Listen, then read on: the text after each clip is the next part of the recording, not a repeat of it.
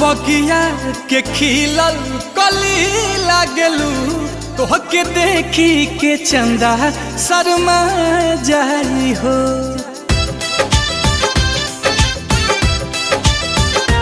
कौनो बगिया के खिलल कली लागलू तोहके देखी के चंदा शर्मा जाई हो।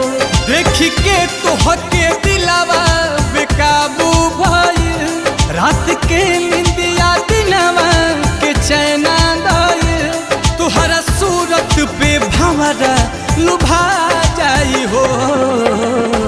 कौनो बगिया के खिलल कली लागलू तोहके देखी के चंदा शर्मा जाई हो।